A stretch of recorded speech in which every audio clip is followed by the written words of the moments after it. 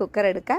അപ്പോൾ കുക്കറിലോട്ട് ഞാൻ ആദ്യം തന്നെ സാമ്പാർ പരിപ്പ് ചേർത്ത് കൊടുക്കുന്നുണ്ട്. ഒരു 1/2 കപ്പ് സാമ്പാർ പരിപ്പ് കഴുകി വൃത്തിയാക്കി അതിലോട്ട് ചേർത്ത് കൊടുക്കുക.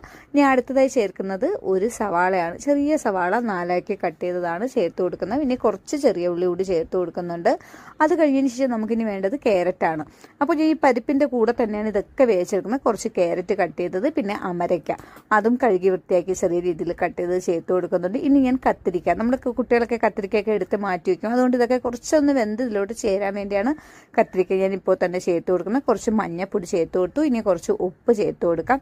അതോടൊപ്പം തന്നെ ഇനി നമുക്ക് കായത്തിൻ്റെ പൊടി കുറച്ച് ഇതിലോട്ട് ചേർത്ത് കൊടുക്കാം. ചെറിയ പീസാണെങ്കിൽ ഒരു പീസ് ഇട്ട് കൊടുത്താൽ മതിയാകും. അപ്പോൾ കുറച്ച് കായപ്പൊടി കൂടി ചേർത്ത് നമുക്ക് കുറച്ച് വെള്ളം കൂടി ചേർത്ത് കൊടുക്കണം. അപ്പോൾ വെള്ളം കുറച്ച് കൂടുതലായിട്ടൊന്ന് വെക്കാം. അപ്പോൾ പിന്നെ അടിയിലൊന്നും പിടിക്കാതെ നല്ല രീതിയിൽ കിട്ടുകയും ചെയ്യും. അപ്പോൾ ഇത് നല്ല വെന്ത് ഇതിലോട്ട് തന്നെ ഉടഞ്ഞ് കിട്ടുന്നത്. വെള്ളം കുറച്ച് വെച്ച് വേവിച്ചെടുക്കുന്നതും കൂട്ടി വെച്ച് വേവിച്ചെടുക്കുന്നതും